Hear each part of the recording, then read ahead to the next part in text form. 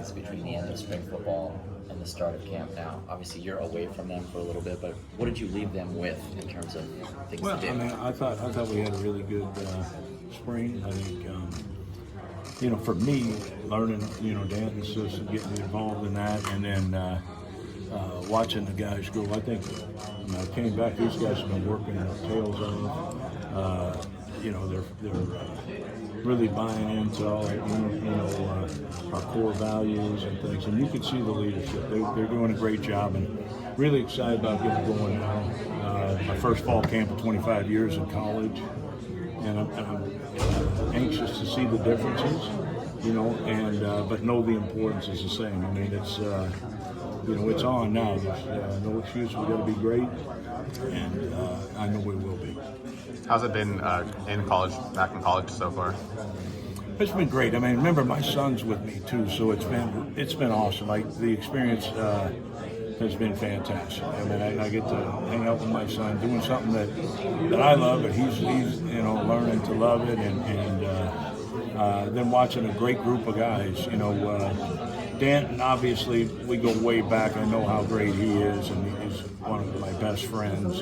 And then, to come here, he always bragged about these kids, and to be a part of their lives and to watch them grow as players and young men. I mean, it's been really cool, and it's very similar to the NFL. I mean, it really is. I mean, you have football is a people business. I mean, it really is. I mean, that's the best part about football is dealing with people, and that's what you have here. And it's just they're younger guys, but it's like, shoot, in 2 years they're NFL guys anyway, so there's not much of a difference.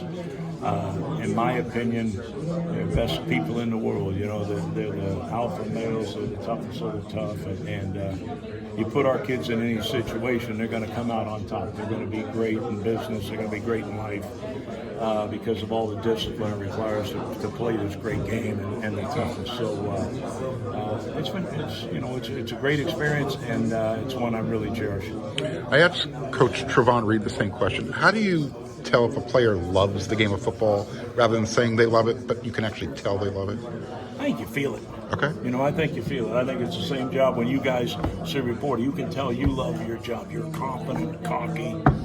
I wouldn't say arrogant, but I mean you're very happy. No, you can say you can tell you're great, and you can feel it, right? I mean, it's the same thing with players. I mean, I think it's easy. The more experience you get, you can recognize, what they look like and how they are. But as a coach, your job's to help them love the game. If you respect and love the game, it's contagious, and I think that's what I inherited, and I've got a great group. That Matt Ed's must have been a great coach because I inherited a great group. So when you look at the Mike and the Will spots, where do the great players separate themselves from those positions specifically? Well, I mean, you're in the heart of the defense. You're right in the middle of the defense. So obviously that has to be a strength. To have a great defense, you have to have great inside linebackers. You have to have great defensive tackles because it all and a great safety. It all starts from the middle out, and that'll be the first thing that's exposed if it's not. If you don't have it. And I've been a part of some great defense. I've also been a part of some that weren't so great. And you don't have to look far. You get right over the ball and move just a little bit here and a little bit there, and you can see if you're going to be great or not. What is the group you have, the room you have, off ball, really great skills in covering coverage? What does that allow you to do as a defensive guy? Well, I mean, I think with Danton, he's a great scheme coach, he's a great technique coach, and I think nowadays, in college, this field is so big, and they weren't using the same plays they are back 25 years ago. So now it's like, you really need to be able to be, long and run, and even in the NFL, that's where it's all going, the whole direction of it. So, long guys that can run and are athletic really make a difference. So you kind of described Eric Gentry there, I mean, basically. Yeah, I mean, I think he's going to be a special kid, and I know you talk about loving football, he loves football, he gets been training, everything's been fantastic. Ever since I got here, this guy's been fun to be He's a football guy. He's always studying football. He loves the weight room. He does his diet. He's everything he can to be a great at this level and also at the next level. He does. But yeah, no, he's unique. Talking about length. He got some length.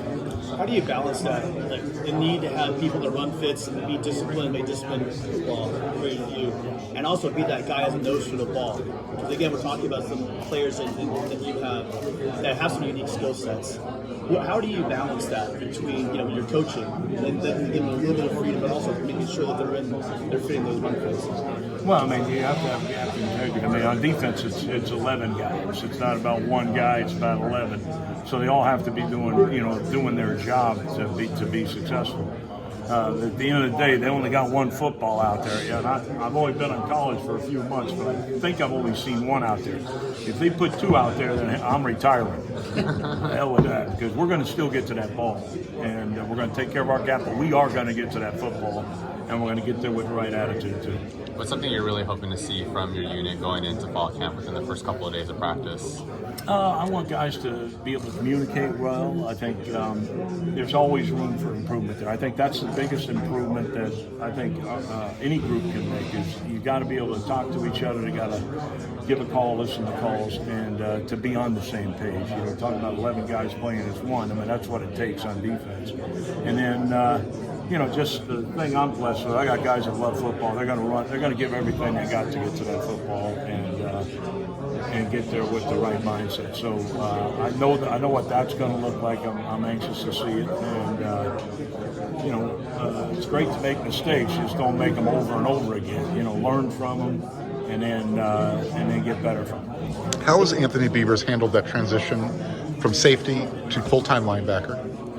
Yes, I mean I've just known Tone as a linebacker. He's done a great job. He's a leader. Guys follow him natural. He's just a natural leader. He's a brilliant mind kid. He's one of the smartest guys on the team, and he's a local hero. I mean, he's from here, and he's one of our great leaders. And it's been fun to watch him. But he definitely, guys listen, they follow, and he's all in. He's really a smart kid, and he's got a great face. Like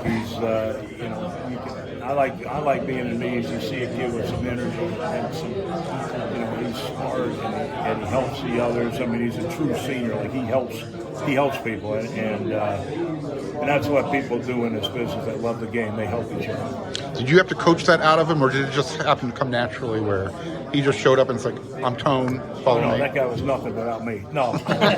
No, he's a natural leader. I think most of these kids are natural, but he's always been, day one. I know he changed positions, whatever.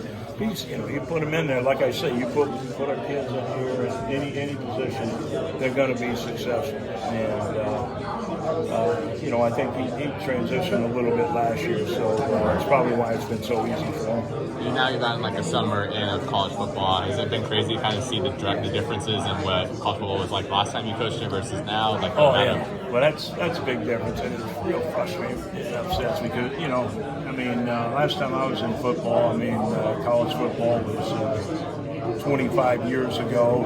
And really, all you had to do was stop the run and challenge the quarterback. That's what we did. About better than anybody. Look it up; it's documented. But now, the field it looks a lot larger now. Like back then, we just set the defense off the tight end and set our defense. Where now it's games change and the field. I think obviously offensive coaches do a better job of attacking the space and things like that. So you got to defend everything still. Looked on the schedule, I never saw Army, thank God, but you got to pretty much defend everything. So you got to be a great coach, and that's why we got Dan. He's fantastic, and I enjoy every day coming in to watch him do his thing because he's fantastic. I know I was great, and I know he's better. So he'll be amazing for us, and I'm looking forward to it. What are the next steps for Jaden and Des in training camp? Where do you want to see them get there?